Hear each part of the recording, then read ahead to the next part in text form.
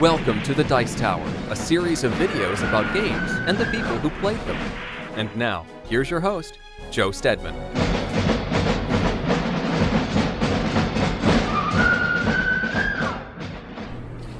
Hey, Joe Steadman, and going to do a review of a board game. Now, this is not a war game, and I typically do war games, but once in a while I come across a European or designer game that I really enjoy, and this is one of them. Now, this is Founding Fathers. This was made by the same designers of Twilight Struggle, Jason Matthews and Christian Leonhard, Leonhard, I'm not sure. And look at my copy is even signed by the designers. Pretty neat, huh? Well, definitely a Euro or designer style game. It's not war game. And surprisingly, it's made, Jolly Roger put this out. And recently he's got some designers, some pretty good designers involved with Jolly Roger games, and I'm sure there's some politics involved there, probably some royalties and things like that. So some of these designers from the bigger game companies have decided to work with Jolly Roger. So hey, the quality is up to par with any European game that I've seen, and it has a lot of the elements of a European game as far as the scoring track, multiple players, but it's more. It reminds me more of a like Age of Steam or Liberté. The decisions you have to make you're not playing against the game per se, you're playing against the other players. It's got direct confrontation where you're going up against the other humans, and that's what I need to have in a European game for me to like it. I have to be able to play against them and not against the game. So let me show you what comes with the game and show you a little bit how the game works. Alright, so we got your game board, you got your wooden cubes, you've got cheat sheets for each player. You've got these constitutional amendments, which are double-sided cardboard, some markers. Then you got a deck of cards and your wooden pieces for the mark the scoring track. Cards are pretty good quality, not the best quality, but they're decent quality. And then you got your rule book, full color, lots of examples of play, historical fluff, all mixed in there. So you got your game board over here. The American Constitutional Convention's our theme. So you're going to have in here a spot for the assembly room, the yay side and the nay side. You're going to have what they call the committee room down here, the debate floor, your score track over here, draw over here, and this is a way to keep track of your different states. You have influence markers, which are these wooden blocks with stickers on them. You're going to have debate tokens, which are, you got small states and large states, Federalist and Anti-Federalist. You're keeping track of that. You're going to have your reference boards, which kind of got your sequence of play on one side, a breakdown of what's in the game as far as how many tokens for the different groups. And then you have your constitutional amendments. These are double-sided hard cardboard.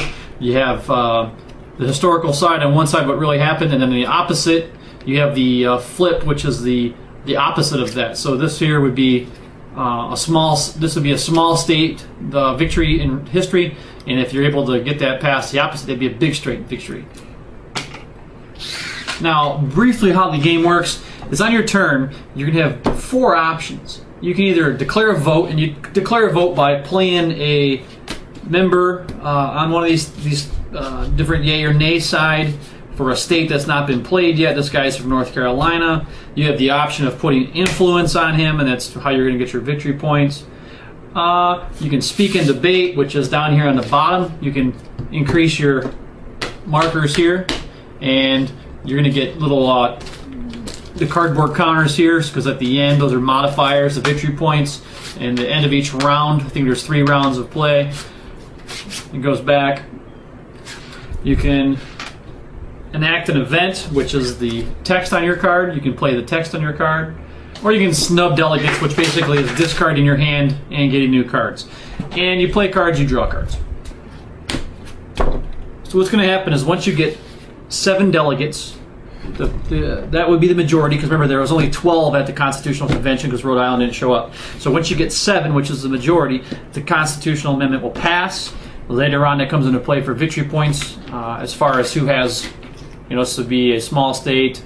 This is how you're going to keep track of your victory points. So we'll see who gets that. Or if you ever get 1, 2, 3, 4, 5, 6 nays, it's going to fail.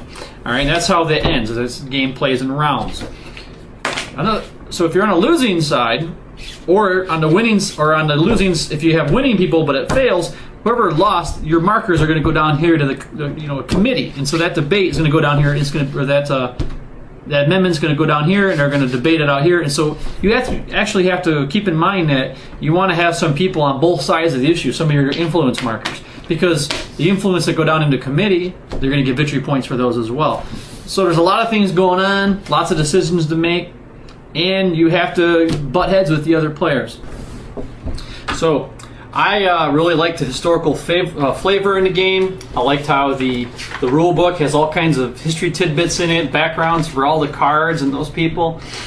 It's a very tight game, meaning that your decisions are crucial each time you make a decision, and you're butting heads with the other players, which in my mind, and a lot of war gamers who also like Euro games, you got to have that human versus human element. Whereas so many of the designer games that are out there, you're just, every turn, you're just seeing what's your best option, you're taking your turn, and you're just playing the mechanics of the game. This one, there's a lot of confrontation. So I highly recommend this game. I definitely pick up a copy while you can. So that's Founding Fathers by Jolly Rogers Games. Thanks for joining us today. For more written, audio, and video reviews, as well as the #1 board game podcast, check out the website at www.thedicetower.com. Until then, this is Eric Summerer, and you've been watching The Dice Tower.